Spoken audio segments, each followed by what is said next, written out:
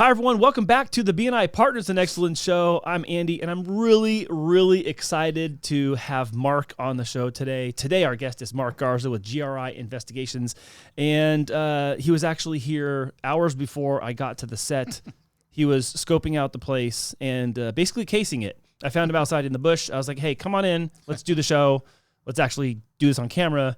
So thank you for agreeing to come inside. No problem. It's like already with the stupid jokes. There's some great Thanks bushes. a lot, There's some great bushes out there. So, yeah. I have all these windows blacked Yeah, out. I don't know how you knew I was sitting in easy. here. It's easy. There's tools. Yeah, there's just There's different procedures and different tools. Is there an Apple AirTag in my back pocket I don't know about? You never know. You know, I was driving back from another location. Yeah. I was like, oh yeah, I got Marc coming on the show today. And I was like, I wonder if he put an AirTag in my car, like just for kicks. Have you ever done that to somebody? No.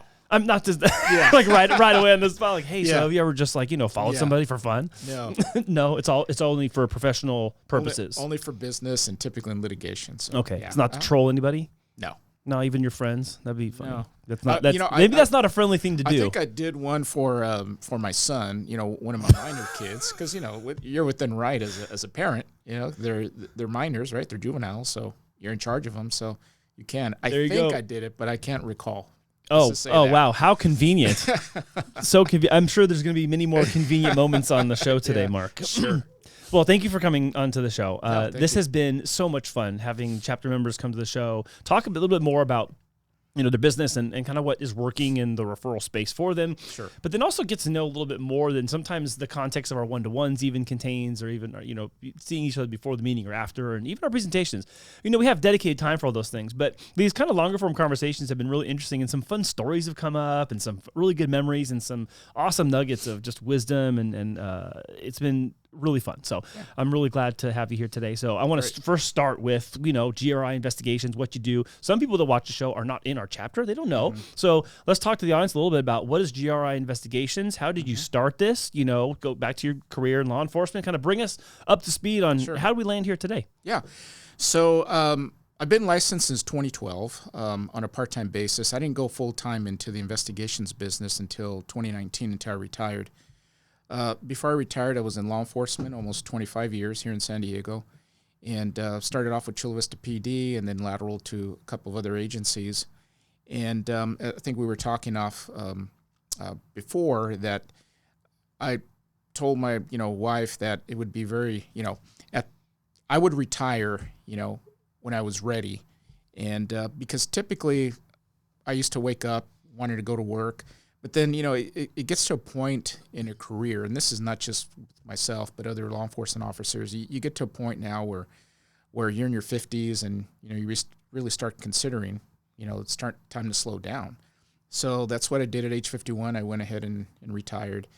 And but I still, you're still young enough to do things. So I've always had the entrepreneur spirit. I had a skill set with investigations. So I just went ahead and went full-time with GRI Investigations and got licensed. There's a specific procedure to get licensed in the state of California in order to do what I do. You just can't start following people just on a whim. Oh, you mean like this thing I said a couple minutes ago? Exactly, yeah. Weird. So there is a process.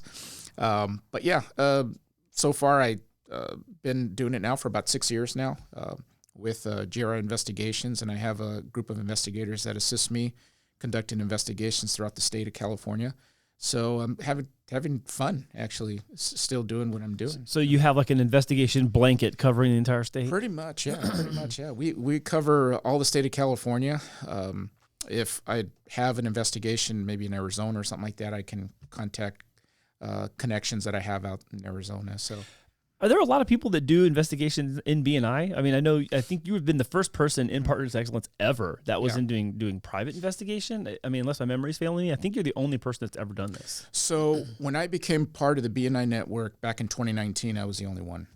Now there's another colleague who's also a part of a BNI. I believe it's in Mission Valley.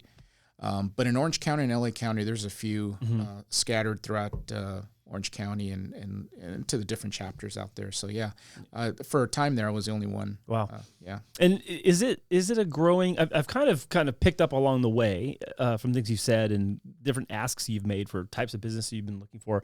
It seems like there's a growing. It might sound weird to say it's a growing industry because that would it sound like there's just more crime. It's not just that. Like you've talked a lot more about like background investigations for people in key positions at companies, that kind of thing, financial fraud in other businesses. So is this a growing field because of the problem, or is it just something that's been overlooked and now there's a lot more people who can handle it? Like what's the status of private investigation? So with the advent of technology, I think, if you're an investigator, you have to have a special skill set. Now with AI and now with different types of fraud that's out there, well, just keep in mind that what we do, we're in the private sector. So we do investigations, and typically most of the investigations that most private investigators do are considered civil. So the investigations are typically going to go to court in some way, shape, or form, maybe litigation. It could be a family law matter. It could be you're doing a lawsuit against someone who defrauded you of money. On the other side of the coin, you have criminal prosecution. So that is taken care of by law enforcement. I guess I didn't. Detectives. I think I didn't clarify what. I think I maybe even asked the question wrong. Now that I hear you say it that way, because I was thinking like of an example you gave us once, where someone who was on disability was getting up real early every day and then going to work. I'm like, oh well, that's kind of a crime because you're lying up, but maybe that's not a crime. Isn't that a fraud? It's a fraud, right? It would be considered fraud, but it's more on the civil side. If that's still civil, it's not criminal because. What defines it as criminal or civil is whether it's being handled by an agency versus on the private side? Correct. Okay. Correct. Yeah. All right. And I'm still going to double down and say that's a crime. Yeah. So I mean, so it is a crime, but remember, you can. For example, prime example is workers' compensation, right? Mm-hmm. So if somebody is faking some sort of injury, you can go the prosecution route, but most private companies don't have the time or the resources, to handle it on a criminal standpoint. They would rather have a private investigator or a private sector investigator handle the case, and then the private investigator will just do the evidence, give the evidence to the company, and then the company will decide which direction they're going to take. Mm-hmm. And, most of the time the company is just going to charge back the person, on the insurance side. So okay, so I didn't know this was going to come up, but in my conversation with Alex Cannon, he was discussing and describing to me in pretty good detail about how there's a lot that goes into a case and whether or not even you can even take it or not. Mm-hmm. So are there times when a company might be considering whether they do or don't have something against the employee and they come to you first and say, hey, we need to even know if this is something we should go fight about? Absolutely, yeah. So that would be considered pre-litigation. So there are many or times, pre-lit, I learned. Pre-lit. There you go. Which I thought was pre-literature. So on the pre-litigation side, yeah. So law firms, obviously, they invest, especially personal injury and some of the civil law firms, they invest a good amount of money in the front end. So before they do that, they want to make sure that they have a solid case, because the standard in criminal and civil litigation, I'm not going to get into this legalese, but but here we go. The standard, the standard is a lot lower on the civil side than it is on the prosecution side. The prosecution side is beyond a reasonable doubt, and the civil side, it's preponderance of the evidence. So it's what evidence you can bring forth, and that's what we do. We bring the evidence. So it just really depends on the situation, but I can tell you from experience that whenever a client comes to me and says, hey, you know what, I believe that I have a few employees that are defrauding me, the first question I ask them is that, what's your end goal? So if the end goal is prosecution, I give them, I basically tell them that if law enforcement takes on an investigation, you lose all control of it. Because when you call them for a status, they're going to say, we're not going to give you any information. It's pending investigation. But if you go on the civil side, if you have a civil investigator working under a law firm, you have full control of an investigation. So you can contact the investigator for updates, statuses, et cetera. So it just really depends on the situation. I mean, and then, we're going toward that area, but let's just say that someone is defrauding. Typically, those individuals are not going to have a large amount of assets or money, et cetera. So they're probably, the evidence that we bring forth is probably just going to be enough for termination. So on that end. Interesting. Okay, so it sounds to me like there is cause to believe that it's been a growing field. Yes. Is that accurate? So to answer your question, going back to that, especially with going back to the high technology, one of the skill sets that I have, what's called TSEM, which is technical surveillance countermeasures. And right now it's very easy for someone to purchase a covert camera, purchase a covert listening device. And oh yeah, you showed us some of these things. So let's talk about some of those, and then we'll Yeah, sure. So the technology is very advanced now. I mean, you can literally. Well, let me give you an example. GPS trackers probably about 10 years ago were about $500. You can buy a GPS tracker now on Amazon for about $19, so wow. under $20. Wow. Because the technology is cheaper. With that being said, I mean, there's also covert cameras. Now they have smoke detectors that actually have working cameras that are working smoke detectors, but have a camera in them. What? Yeah. So recently there was an article. Can't think of the location. I think it was in Illinois somewhere where someone had planted an Airbnb. The owner of an Airbnb planted a smoke detector and planted one of those cameras in there, and in one of the bedrooms. So they discovered that. Yeah. So they discovered that, and what would they be looking for, Marc? Yeah, exactly. Oh, geez. So they ended up finding that piece of equipment. But yeah, to answer your question, I mean, the technology is really growing. So I have devices. It's almost like it's almost like it's paving a way for there to be more investigations because of these kinds of things. That's crazy. Absolutely, yeah. Yo, by the way, I forgot to tell you, we have hidden cameras in this room too. Oh yeah. No, we don't. Just detected it's one just right those. there. It's just those. Yeah. I'm pretty sure when I turn my back to take a sip of coffee, you put a camera somewhere. I just can't find it. Yeah. It's just right underneath you, right? Yeah. No, but yeah, I mean, these cameras and these listen devices are really high tech. I mean, we're talking about now where they can shoot a laser. You can actually buy those on certain where you can shoot a laser at a window. Yes. And you can listen to conversations. Yeah, directional sound, right? Yep. Or directional something like that. It's audible. I can't think of the. I'm totally blanking on it right now. I know what you're talking about though. Yeah. Like my like shotgun mic up here is like a very archaic version of that kind of thing. Yeah. Without the laser. And some, they can shoot a laser at a window and they can listen into to conversations. So the technology is increasing on a daily basis. And now corporations are really, I get calls from corporations. I get calls from different corporate C-suite people that know that, they're going to have a meeting, let's just say, and they might give me a call for a consultation on, hey, we're going to have a meeting at this hotel room. I mean, what should we look for? So because there's a lot of intellectual property theft. We're talking about the growing need for that. So there's a lot of intellectual property theft that's an issue. To like sweep a room or not sweep a room necessarily, but to take a look and what to kind of keep your eyes open. A smoke detector with a camera in it, or So what I do have equipment. So the equipment, we're talking about the equipment. So the equipment, without getting really too nerdy, you can get really nerdy in this, but come on, man, we're talking about cameras and stuff. Like, let's go. You had a key set one time, right? Yes. So without getting too nerdy, so covert cameras, listening devices, GPS trackers typically give off a higher energy or higher frequency, they call it. So, for example, a smart refrigerator or a smart TV might give off maybe 500 megahertz of frequency. Those covert devices typically give off higher energy, higher heat, and that's what our equipment picks up. The heat signatures, the higher frequencies. And so let's just say that we are literally sweeping, an area, and we find a signal that's coming toward a specific area. Well, we're going to focus in on that area and check.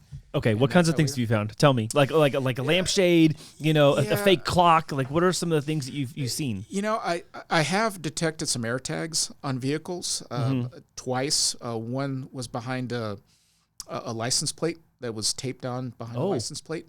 Interesting. So that's one place to look. For all of you wondering how to, no, I'm just kidding. Sure. No, this is. And in one of my last sweeps, I actually found a smoke detector that had a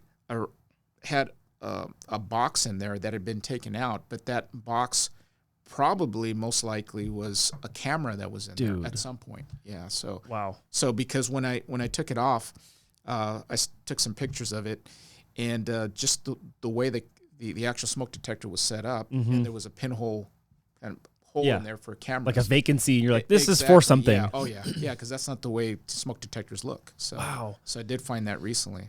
So with the evolution of technology and AI and all, what's on your mind like right now that you're like, I'm kind of concerned about this? What are you concerned about? I mean, you do this as a profession, but you have, how long is your law enforcement career? 25 years? Mm-hmm. Okay, so you've been in law enforcement for 25 years. Now you're doing private investigation. You're on the front lines of a lot of this kind of stuff. what are you concerned about? Like, I think, well, for me personally is AI in a sense, using AI, for criminally. So, for example, right now, I don't know if you've ever run your name through AI, ChatGPT, but it's good. I always tell my clients, run your name through ChatGPT. And if you run I run my name, who is Marc A. Garza in San Diego? And there's a whole, what it does, it just picks up, it scrubs. Yeah, all this stuff. It scrubs everything, websites, it scrubs any articles that maybe you've been a part of. BNI things came out on there. Yeah, because your profile is up there. Exactly. So it just scrubs so I've used that in order to locate people. I put in a person's name. I go, can you tell me about John Smith working at so-and-so industries? And sure enough, it'll give me some information on that person. Because maybe at some point there was a LinkedIn or something. Absolutely, yeah. Oh my gosh. So it can be used from, I believe, an invasion of privacy, to a certain point. But especially if you use that information for illegal purposes. Well, that starts getting to that area where it's like, I've given up this information about myself in order to build this profile or have this presence or this visibility, but then it can be used on this other side to find out you are there or you were at this place. Whatever. I don't know if I told you this or not, but one time I did look up, the name Andy Cruz. I'm like, who's Andy Cruz? And I got this result that came back from New York, and he was a police officer when he was off duty, he was like a salsa instructor. I'm like, that's not me. That's definitely not me. Yeah, okay. And then another thing happened is like many years ago, I was like, I don't want to be on Twitter anymore. When it's still Twitter, I was like, I'm done with this. I don't want to do any of this. And so I got off of Twitter and I had like the handle at the Andy Cruz.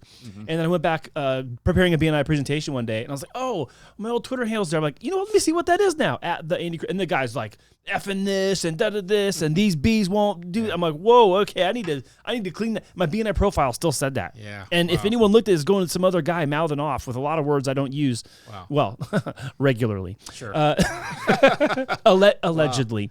But dang, I was like, okay, I need to make sure I'm not pointing attention to that guy. Yeah. So one of the first things that I do some security assessments and security consulting for clients, and one of the first things, going back to that, check your name through AI, check your name through Google, put your name in parentheses on Google, and things will pop up. And it's good to see what's out there. You just never know. Yeah. So it's good to see, but it's hard to change. Yes. Yeah. It's hard to change. Yeah. I don't know. Dear internet, how can I have you help me change this off of this? Good luck with that. Well, one thing that most people don't understand is that you can opt out. For example, if you go to yellowpages.com or benverified.com, those are some background websites or applications that you can buy a background for like $5 or $20, but you can actually opt out. There's each under law, you can. There's some fine print there where you can actually opt out. So you opt out, you put your information, you get a link, the actual link of where your information's at, upload it onto the opt-out, and technically under law, they're supposed to take off that particular profile. Wow, interesting. So I do that on mine from time to time. So it's just go to all the major ones like Yellow Pages, Ben Verified, People. There's just a wide variety of those that are out there. If I were you, I would be very concerned that I take this video and put your voice into AI and then just start making a bunch of videos with you, and it's not you. Sure. But, well, don't look at me with all these cameras and microphones. I wouldn't do something like that. Yeah, but going back to the AI, of course. You can see how, you can modify pictures, modify voices, modify all kinds of things. Have you heard of HeyGen? HeyGen's a video creation service, which actually, if you upload a sample of yourself, like speaking, so it catches your mannerisms, your tone, your voice inflection, all that, and then I think you have to feed it maybe 5 or 7 minutes or some duration, and you read this script out that's got kind of all the consonants, all the vowels, and then essentially after it kind of learns you, anything you submit to it in writing generates a video of you saying the thing that was scripted. So it's a reverse video creator, but you just submit the script and then it makes it. So I'll be doing that with your video today.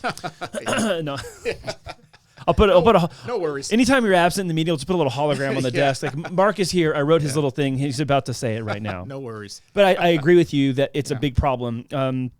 I've heard other industries also saying that this is a big problem. I know in finance, there's a lot of verifications of things, like verification of employment, verification of rent, that kind of thing. Also, when people are giving voice approval for this or that that's over by the phone, medical records. I've seen it there, credit card fraud, something else. Another thing I saw recently was taking political figures on whatever side in whatever country, and then making video of them saying certain things that they've actually never said, or that they will not say. But hold on. So I think we potentially have I think we have an already on us problem of AI generated or AI aided video that is going to really cloud what's true and real and what's not. It's getting very good very fast. It is very quickly. I mean, just think, ChatGPT wasn't around 2 years ago, and then about 2 to 3 year mark. I mean, it exploded. Yeah, over the last few, a couple of years. It's amazing. I would love for someone in our chapter to take this episode and add hair for both of us. Yeah, can you imagine AI? I've done that, and I got to show you a picture that I generated. It's pretty crazy. Really? Yeah. I'll show you an AI picture of me with hair. All right, cool. We're putting in the show. This is the part where Marc sent me the picture after the show. Check out this photo. Look at Marc. Wow, look at you, man. Yeah. You look amazing there. It looks crazy. I wish I had hair like that. Yeah. Well, is there anything else that's kind of top of mind that you're like, I don't want to say like scared of, because you're not scared. Yeah. What do you think about and you're like unsure of? Like something that's honest right now. You're like, you know what? I'm not sure how that's going to work out. As far as from a business standpoint or for the investigative side? Just kind of both. Yeah. I mean, because you're talking about the evolution of all these devices that are listening devices. Yeah. I mean, these are obviously listening devices, right? Okay, the cameras are recording device, but your phone's a listening device now too. Yeah. Even if you just check the box, I agree to the terms. Some of those terms are your phone will listen to you, feed you information that you think they think you're interested in because you just agreed to whatever. Mm-hmm. It's a growing problem. So, is there anything else that we're just not aware of? Like the street lights that are recording everybody now? Mm-hmm. Does that stuff concern you, or does that help law enforcement? Does it hurt the population? What's your So one technology now that's really strong now, even in law enforcement. Actually, law enforcement officers can use it. It's called LPR. It's called license plate reader detection. So some municipalities will actually have these type of cameras on street lights, on traffic signal lights, and basically they can do a digital footprint of a vehicle going through certain areas. Yeah. Mm-hmm. So they can they can go onto the software program or on a program. They can type in a license plate, and it'll show you where a vehicle's been, in the last minute or so, if it's within a city. Chula Vista has that. San Diego is still going through some issues. I believe City of El Cajon has that, where they can actually trail you digitally. Asking for a friend. Does it monitor speed? I'll let Miguel know. Miguel wanted me to ask you that. Yeah, Miguel. Oh, it does speed too? Yeah. I'll let Miguel know. It does. It can show where your vehicle's been. It can show how fast it's going through an intersection. Oh, come on. Except right now they can't use that as evidence to support speeding. So they haven't got to that point yet. That's complete 1984 controlling. We're not quite there, but we're flirting with it. Exactly. And I'm sure it's going to get to the point where hold on, that's just a policy thing. Yeah. Obviously the mechanisms can do it, but it's just a policy that's preventing it. Well, it's a liability, because they know people are going to start, suing, the cities for all kinds of invasion of privacy. And right now there's it's hard to draw the line on where to do that and where not to, though, honestly, because there's so many cases where video is the evidence of a crime being committed or of someone not being guilty. That's a hard one. Yeah, that's a real hard one, because you start getting into the personal autonomy part, or the personal agency. We call it personal agency, where it's like, hey, you know what? I was going 5 over, or whatever. But it's like, is that going to be boom, instant ticket? I don't know, man. You never know. I mean, who knows what's going to happen here in the next 10 to 20 years. I mean, you were about to say 20. You're like, nah, never mind, 10 months. Yeah, exactly. 10, 20 years. Well, I don't know if I'm going to be around in 20 years, hopefully. Jeez. But, I mean, those are the things that we have to consider, in moving forward in the future. So I want to go back to the business thing really quick. So you kind of had mentioned that, a business is going to have a big meeting somewhere, and, you're going to sweep a room or check for listening devices. I mean, who are they concerned is listening? Is it a government? Is it another competitor? Is it someone on the inside? They got a mole? What is it that they're worried about? Competition. Intellectual property theft. Okay. It's IP theft is pretty a serious issue right now with corporations. For example, in the past that they had these social engineering, and you've heard of that term before, where in the past somebody might just drop a little thumb drive and then some employee would pick it up and put it right in. I wonder what this is. We're all curious, right? So they'd plug it in right into their computer, and then there'd be some sort of download of some sort of denial of service or some sort of hacking type of program in there. But now, with what's going on with some of these corporations and intellectual property is that companies understand that there's electronic surveillance out there. So what some companies are doing are getting back to the basics, and that's using humans as the social engineering form. I mean, they'll actually plant people, employees into areas and just to get a grasp of what a company's doing. Sure. Which is soft spying. Sure, yeah. So they, it's going back or to the maybe old not school. soft, maybe just flat out spying. I don't know. It's going back to the old school way. Yeah, Wow. spying, espionage almost. It's called corporate espionage. Yeah, So you think we could bring back the shoe phone? That's a possibility. Dude, I mean, just think about this, Andy. I mean, right now our nuclear systems are still in analog, because if you put them Wait, online, what? I didn't know that. Our nuclear systems. Oh, because you put it online, that it makes it subject. Subject to So the hacking. older is it? Yeah. Okay. Sure. I get that. Some people are going back to pagers to communicate, but you saw what happened. Might be a little too soon for the not pager right thing, now. but yeah, no, I know. But prior to that, I mean, people were using pagers. I mean, some of the, let's say, cartel members, but they were going back to the Alleged old school way. cartel members. Alleged. Mm-hmm. It's always alleged. Mm-hmm. But I mean, they're using communications, that are real basic, analog in nature, not digital, and they're able to communicate with each other. Yeah. So I mean, it looks like we're going back, full circle as to where we were at before, maybe 15, 20 years ago. We'll go just back for to the old security ham purposes. radios, huh? Sure. All the way back there. And those are secure.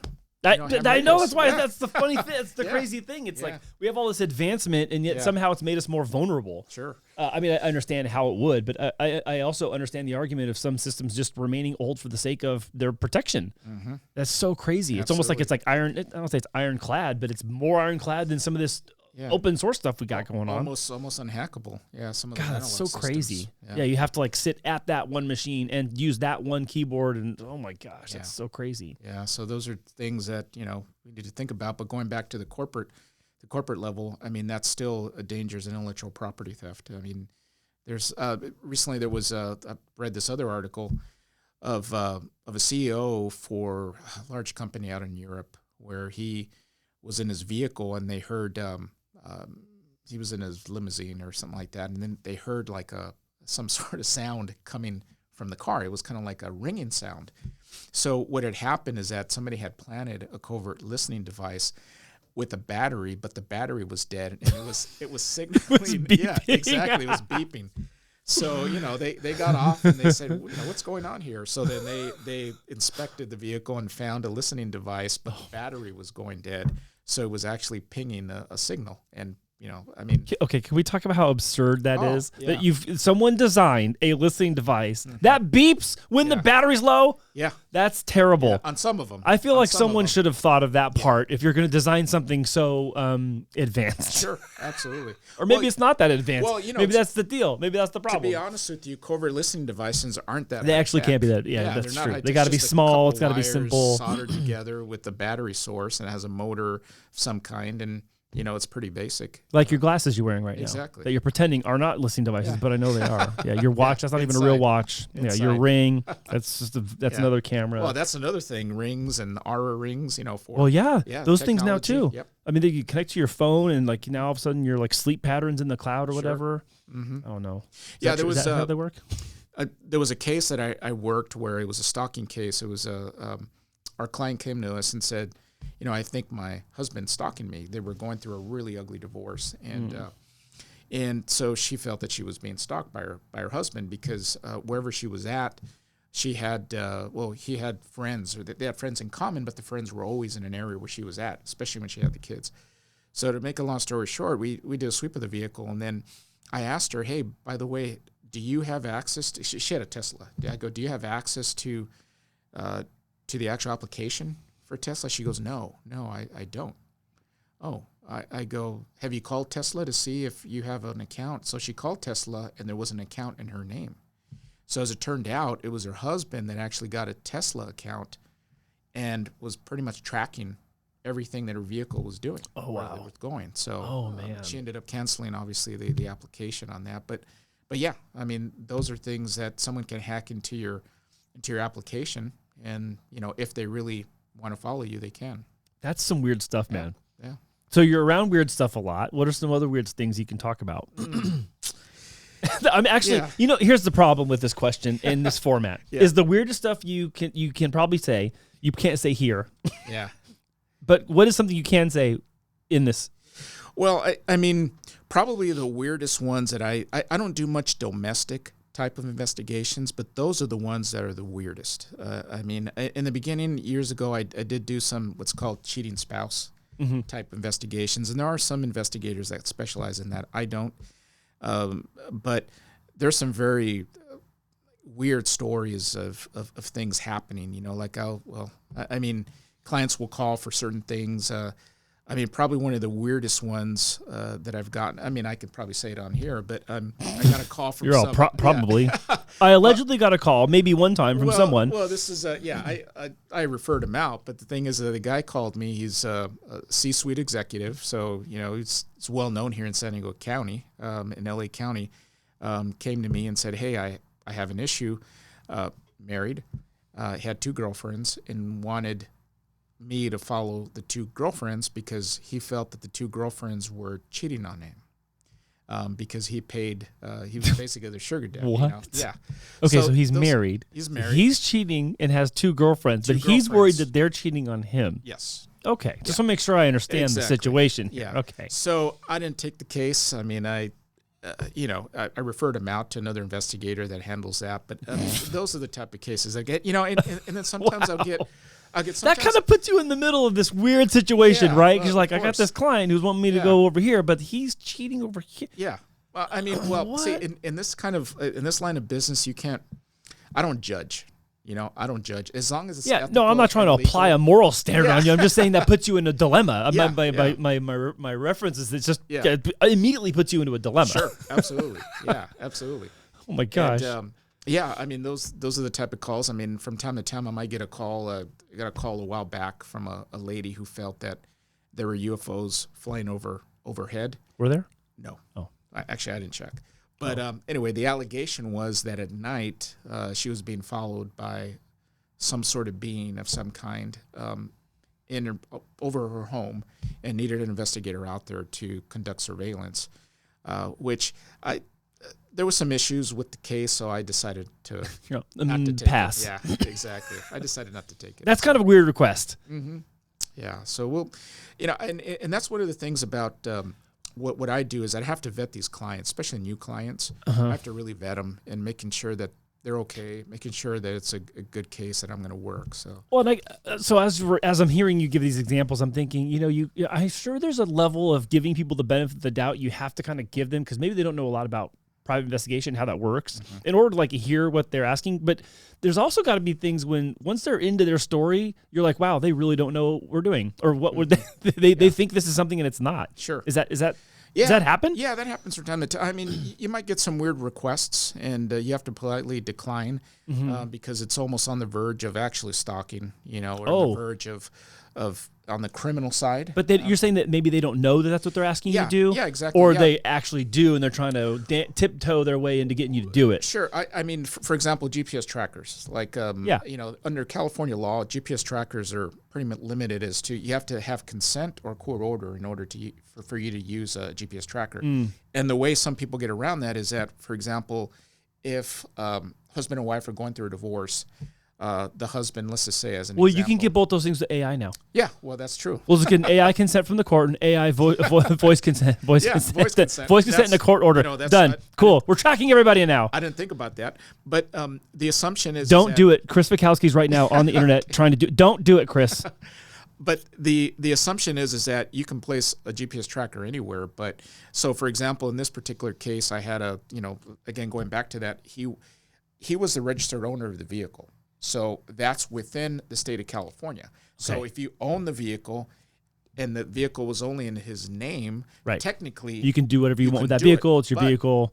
But because it was through a family law matter, there's always that possibility of someone accusing someone of stalking. Right, So because go to court. Might be my vehicle, but my wife drives it all the time. Every day you go and you're doing surveillance on her, and she's the only one driving it. Yeah, I can see that gets a little muddy. Exactly. So for those type of cases, I don't do. There are some cases where we have used GPS trackers. For example, if with logistic companies that may want to track their fleet to make sure that they're that the actual drivers are where they're supposed to be. I mean, if I was shipping something really expensive across the country, I could just throw an air tag in it, couldn't I? Well, you can, but the Bluetooth technology is a little limited. You probably should use a GPS tracker because that's usually hit by satellites. Cool, got my answer. Yeah, there I'm you just go. kidding. No, just kidding. Wow, look how easy that was to get an answer out of Marc. No. Bluetooth technology is it's technically not for tracking because it was only originally designed specifically to find items, keys. Right. Yeah, lost your keys, look devices, for iPhones, etc. It wasn't designed to send people illicit pictures because their Bluetooth is on. You're airdropping it to them. Exactly. Yeah. Exactly. Stop doing that. Yeah. It's terrible. People trying to do this on planes and public events. It's just, I mean, look, I got daughters. I was like, hey, make sure that crap's off. Absolutely. Because boys are dumb. Sure. Absolutely. Dumber. Yeah. Especially as teenagers. I want to make sure I leave time or take time to talk to you about some, I don't know if it's more serious necessarily, but I just want to know. And it's been interesting hearing this from other people. When it comes to like your career, whether it's before you became private investigator or now that you're kind of on your own in entrepreneurial land and business owner, what is there something that has made like just such a profound impact on you along the way that you'll just always adhere to that, like that those words of wisdom or that thing you learned? There's something that really stands out that you're like, this is something I had learned and it's carried me the entire way. I in law enforcement, when I first started, I had some really good trainers. But so when you start in law enforcement, you graduate from the academy and then you ride around with what's called an FTO. And your field training officer is a very important part, of your career because that's going to be your teacher pretty much. And when you graduate from the academy, you're typically 4 months or so in this field training. So every month is a different phase. They call it. Phase 1 is you're basically a ride along. Phase 6, you're going to be handling all the, and your FTO is just standing there evaluating you. So it's constant evaluation. So it's not like training day? No, it's a little bit different from that. Similar, but it's different from that. But that's good. Yeah. I did the FTO thing for many years and, training new officers. But going back to that, I did have one FTO who's, this individual was, he's actually passed away already, but he passed away of cancer, unfortunately. But, he really taught me a lot of things about being ethical and understanding that you're always going to be, a target, not a target, but people are going to focus on you as a law enforcement officer. So there's kind of always someone looking at you. Exactly. So, he said, as long as you do your job ethical, as long as you go out there and you do everything legal and, within policy, you're never going to have any issues, in this career.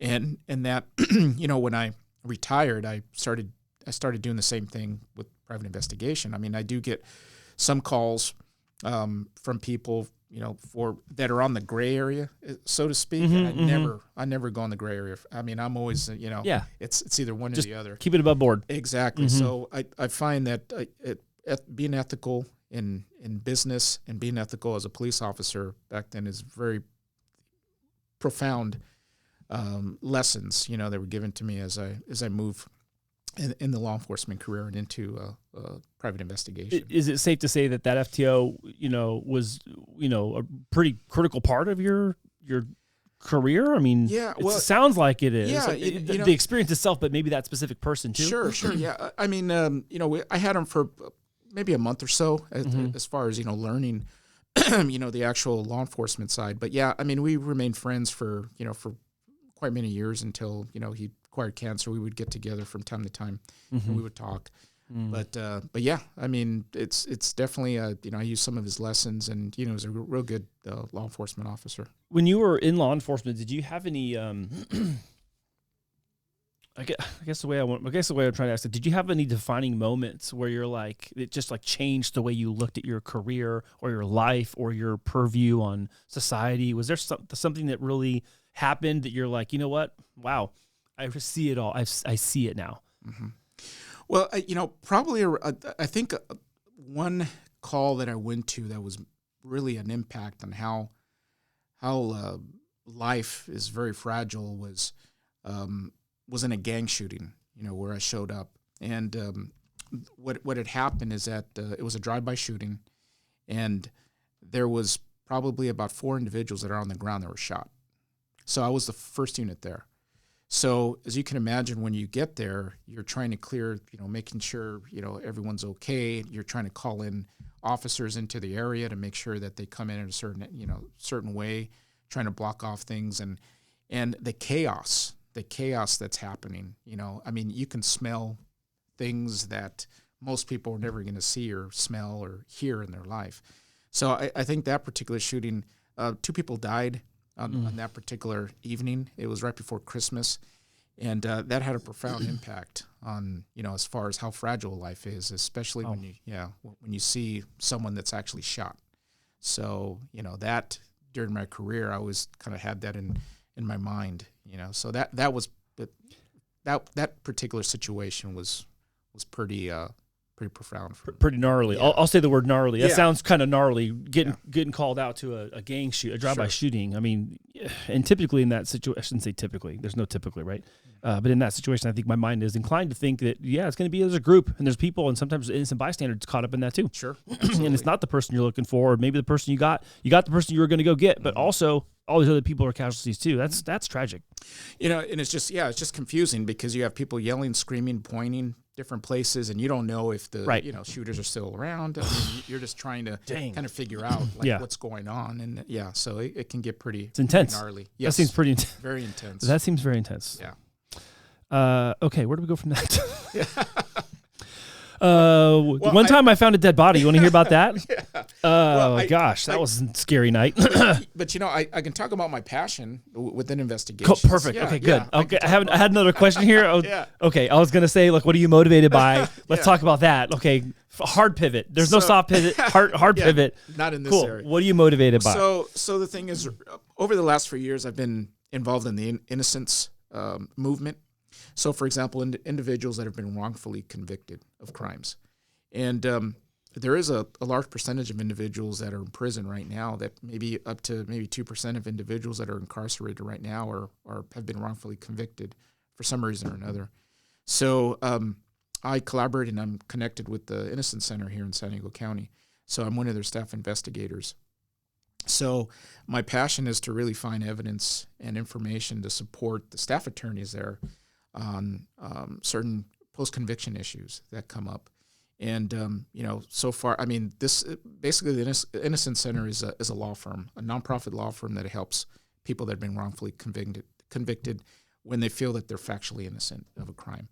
So you're not talking just on technicality stuff. You're talking on actual evidence-based, like this person was not here or is not the person you're saying that what. Yeah, so it could be from a form of DNA. It could be a form of misidentification. But remember, some of these cases, we're talking about 20 to 30 years ago. Oh, man, that's a lot of life that's gone by. So we're talking about maybe some evidence collection techniques that would be considered false, I guess now. And, it's not considered good evidence, so to speak. Like the standard of evidence has changed since then. DNA has changed. Well, this brings up technology again, though, too, doesn't it? Because some of the things we're talking about now are our technological advancements part of why this is a thing. Beyond it actually being a thing that people have been wrongfully convicted. Does the technology help you actually on these cases? So on the genealogical side, it does. It can, for example, on the DNA side, it can find a connection to an actual person that actually committed the crime, rather than the person that's exonerated. So so there's forms of with regard to DNA technology now, and then all the technology. Well, some of the technology that law enforcement used to use before to convict somebody is considered. I'm not going to say junk science, but that's the way it's considered, junk science. There's for example, shaken baby syndrome is now considered junk science because it hasn't been proven. Dental, the dental records, sometimes they'll, in the past, maybe 20 or 30 years ago, they had experts, witnesses that would try to compare teeth marks, from a suspect to dental records, which has been now considered as junk science. So there's a lot of those different types of procedures and techniques that were used before in science that are considered junk science now. So those are some of the cases that we look at really good and we focus on. So how long have you been doing this? So I started with the Innocence Center back in June, but I have been interested and I've done some work in the past from post-conviction. I might get a call from a family who's concerned, that their person, we have new evidence and we would like you to take a look at this evidence and see what your opinion is on it, that type of thing. Wow. So probably for about 5 years, but I've really, I started with the Innocence Center back in June on a part-time basis, just to collaborate and collaborate with the staff attorneys there with certain cases. So what's interesting though is that you come from a 25-year background in law enforcement, and then now you're in private investigating, and now you're looking at, well, how can I help these people who have been wrongfully convicted? Sure. Is that an actual oxymoron, or does that just seem like it? I think it kind of seems like it because so for example, let me go with the attorney side. So you get the same kind of example with the attorney. So you might have an atteorney that did many years as a prosecutor. Well, Ray Estelano. Ray was a prosecutor for a long time and then became a defense attorney. Exactly. So then once you go in the private sector, then you become, a defense attorney because of all your trial experience. And that's kind of the same with the investigators, or with the investigation side. If you're in law enforcement, for many years, my goal was to prosecute someone. Prosecution was the main goal, was the end goal. You obtain evidence to support that the person committed the crime. But now on the investigation side, in some of these defense cases or even post-conviction cases, you're trying to locate evidence to support that the person didn't commit that they're innocent. Yeah, that they're innocent. Wow. So it's a different. Investigation's pretty much the same techniques and everything else. It's just you have a different end goal. It's like they're diametrically opposed. Sure. On one side you're looking for a conviction, and the other part you're looking for an exoneration. So, but the funny part now, well, it's not funny, but the thing is that now district attorney's offices now have what's called CIUs, conviction review units, or CRUs. So they're actually reviewing a lot of different types of cases that were tried years ago. Interesting. Okay. Yeah. I mean, recently in the news, you probably heard of the Menendez brothers. The Menendez brothers. So the DA over at LA, Gascon, they're reviewing, the actual evidence and some of the possible. They might be eligible for resentencing. Just based on case law and laws now. So. Man. It's a pretty interesting field. That's my passion. I really enjoy doing that. Finding a bit of evidence. It's like a puzzle, Investigation's a puzzle. And so, a staff attorney may come to me from the Innocence Center. Hey, Marc, this is what I have. This is the case background. This is what we're trying to prove. These are potential witnesses that gave statements. We need you to go out there and see if you can find them. And that's find them, because we're talking about 20 or 30 years ago. Sure. So, that in itself is a hurdle. But then again, when somebody's convicted of a crime here in California, or really anywhere, it takes an act of God to really, to disappear, overturn a conviction. Yeah, I'll say it's kind of hard to be found if you're in the system. Like people find you. Well, that too, that too. But that wasn't your point. Your point was that it's hard to get it overturned. It's hard to get it overturned. Yeah, a conviction overturned. Yeah, earlier in the top of the show, you used the word preponderance, and I'm like, outside of case law, I don't think the word preponderance is used ever for anything. I really think that's the only time it's used. Preponderance of evidence. Preponderance of evidence. Well, remember the old. I got that from Judge Wapner, right? From the old. Oh my gosh, Judge Wapner! Yeah, remember Judge Wapner? The People's Court. People's Court. Yeah, he used to always talk about preponderance of the evidence. So he would always. And as a little kid, I was, I thought preponderance. So finally, when I got into high school, I found the definition of it. I go, okay, well, I still don't understand, but oh well. Wow. Oh my gosh. Yeah. So what is something now that you wish you would have known when you were younger in your law enforcement career, or just as a younger man? Mm-hmm. What's something now that you're like, man, I wish I would have known that 20 years ago? Yeah, really hear both sides of the story. You know, I think as early on as a cop, I mean, you're conditioned to find evidence and to really just focus on evidence that the person, you know, again, committed the crime, and you don't really take a look at other potential evidence that to support the person didn't commit the crime. So then you're solely focused on that, and once you get what's called probable cause from a law enforcement standpoint, then you're done from a law enforcement standpoint, because then you built your case. To the DA. Yeah, you give it to the DA's office, and so you don't really concentrate on exculpatory evidence, and that's the evidence to support that possibly the person didn't commit the crime, and those are things, you know, as I got older in my career, I mean, I really started to really hear both sides of the story first, you know, and toward the end of my career, I was a supervisor, so I was a sergeant, so I had a team of officers that I supervised. So one of the things that I always had my officers do is that when they did their report, you know, I wanted to make sure that you have your probable cause, but this kind of make sure, you know, that we have, if there's some exculpatory evidence or some evidence to support the person didn't commit the crime, put that in your report, and then let the DA handle that or decide what they want to do, because they, you know, they have the final decision if they're going to, you know, start a conviction or, you know, move forward with the conviction or not, move forward with the case. With the case, you know, yeah, yeah. Like that, so Wow. yeah, That's very interesting to hear. I mean, I guess I'm not surprised by that, but I mean, there's so many things, I guess, in my mind, like there's so many things you could have said, Yeah. but listen to both sides. Yeah. Wow. That's great advice. That's just great, solid advice, just hands down, no matter what the situation Yeah. is. Yeah. I've taken a lot of your time, but I have another question. Can I ask you a couple more questions? Sure, absolutely. Quick time check. We're at time, so are you okay? Yeah, I'm okay. Okay, all right. We can rapid fire some of these, okay? So, what if you were to talk to someone who is on the fence about, oh, my career doesn't fit for whatever you do in BNI Partners in Excellence, or, oh, I'm not sure network's going to work for me. You're a private investigator, and you had earlier mentioned you were the first one in the region at some point when you joined BNI. What would you say to someone who's on the fence and they're not sure that it's going to work out for them? Well, that's a good question, because I had somebody pose a question on that recently. But I think when you become part of BNI, you really shouldn't focus so much as far as how much money I'm going to make. I mean, I became part of BNI to be around like-minded people, because I was in the public sector for so long. So when I came out of that, I didn't know anyone who had a business. I didn't, you know, when you're a retired cop and you're around other retired cops, they're probably the most pessimistic people that you're probably going to ever meet. That's just the way it is. I mean, they've done so much time. People are lying to them on a daily basis. That's just the way they are. So with that mindset, I mean, I came out, started my business, you know, and I wasn't too open-minded.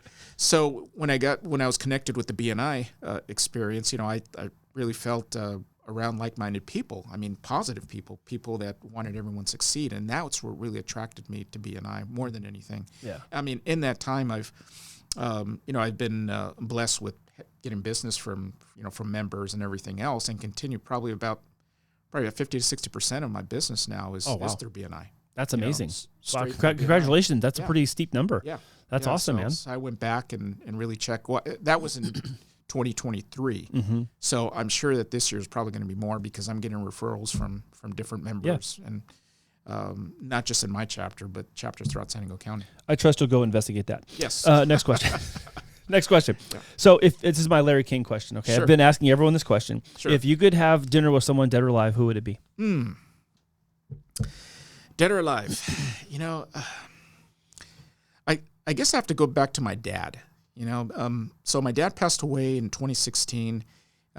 He had cancer, and you know, he went through some bad times, you know, going through cancer. But you know, if I can just have dinner with him one more time, just to ask him some questions that I have now, you know, as I've progressed as an adult, you know, and as a parent that I didn't ask him, you know, years ago. I think that to me would be, I mean, a gift, you know, just to sit down and say, hey, Dad, here's some problems, you know, what do you say? I mean, what's your advice on this, you know? And I think that to me would be, you know, would be great.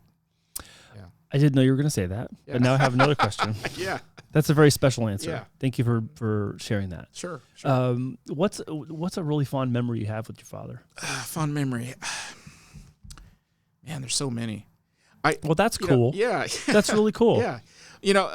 I think with my dad is that, he showed me the work ethic. He was an introvert. He wasn't a loud person. He was a type of strong, kind of a quiet person, but in the room, but you felt his presence. And he was more of an observer, similar to what I am. If I don't, if I don't open up to everyone right away, I kind of have to know you, but I'm learning. Yeah. But I mean, dude, even before this, I filled out a 100-question survey. You've surveilled my house. You followed me to work. I saw you tail me a couple times. I mean, I'm not completely dumb. You've seen it. Yeah. So, you should hide better. Yeah, I think he was. He was a great example, just on his work ethic. And to this day, I mean, I still wake up at 4 a.m. I mean, I wake up at 4 a.m. Oh God, I that's get early. My day started. Yeah, 4 a.m. But then I'm in bed by 10 o'clock. So that's the thing. And I'm sure you're. I mean, by 10 a.m. Yeah, I'm just kidding. No. I've seen. I think I've seen emails from you like at 1 or 2 in the morning. So. No, there's no way. Those are preset to schedule to send it. I promise I'm not up at 1 or 2 in the morning. Got it. But typically I'm up about 4 in the morning, 4:30, and I get my day started. Usually read something that's positive in nature. I work out, and I'm out the door usually.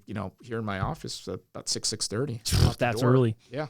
I was out early today. I had to leave like at 5:30 today to get to a different part of the county with all my equipment and be ready in time for this. Man, I had to get out early. But you know what I'll say?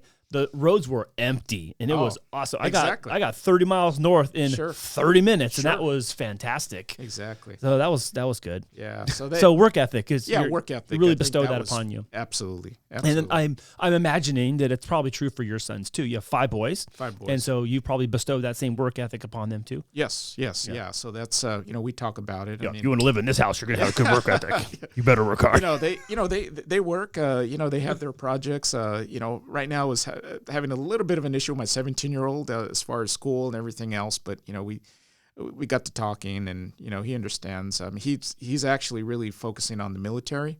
He just likes that whole military aspect, and I think that might be a good fit for him. Awesome. So yeah, I mean, we have talks. I mean, my father and I, we had a weird relationship. He wasn't the type of guy where I can go up to and just say, "Hey, Dad, what do you think of this?" I mean, he was real quiet and didn't really say much, but me, I mean, with my boys, I mean, I have an open dialogue. We talk a lot. I mean, we see each other, almost every day.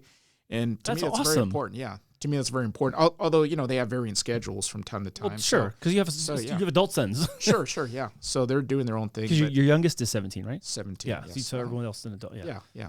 Wow. So that's awesome, man. Mm-hmm. That's great. Any parting comments? Anything else you wanted to, share that maybe I didn't ask you? You were hoping, I wish Andy would ask me this, and I didn't. Not offhand. I mean, like I said, first I want to thank you for giving me the opportunity, to discuss. Oh, I love this. To talk about investigations. I mean, you're welcome. This is fun. I think last time we had our 1-to-1, I mean, we were in here for an hour and a half. Oh yeah, 2 hours. Yeah, it was awesome. And the cameras were off, the lights were off. We were doing none of this. Yeah, exactly. So I had fun with you, and like I said, I always enjoy talking with you. And now you're our president, so. I mean, it's great. I mean, you've done really well. Well, you're our VP, so now you got the power. What is that? Power leadership team, power show. I don't know. Yeah, that's not the name of this. That's not the name of this. And now for announcements. No, God, there's so much stuff I want to ask you. So we're gonna have to do like another round of this again. I would love that. And I thank you so much for taking time out of your day to come and do this with me. It's been neat to have different conversations with everybody, and I'd said that at the onset. But there's just so much uniqueness to what you do, and being around BNI a long time, you meet a lot of people who are in specific industries, and there's a lot of them in BNI, and yours is just so unique and special. And I'm so grateful to have you in our group, but I'm also thankful for you to come here and share the stories that you're allowed to share, and then share the ones where allegedly things happened to people, allegedly. Mm-hmm. So that might just be the title of this. Yeah. This was allegedly recorded on a weekday. Exactly. Marc, thank you so much for coming on the show. If you are interested in joining Marc and myself at BNI Partners in Excellence, we meet every Wednesday down at the Chula Vista Golf Course in Bonita. That's right, the Chula Vista Golf Course in Bonita, 4475 Bonita Road. Open networking starts at 6:45 a.m. Meeting starts at 7. We hope you see you there. You can click on the profile link in the bio to register as a visitor. And if you want to come and meet Marc in person, join us at a Wednesday meeting sometime. Sound good? Sounds good. All right. Well, Thanks, thank you Andy. for being on the show. Thank you all for watching, and we'll see you with another great guest next week.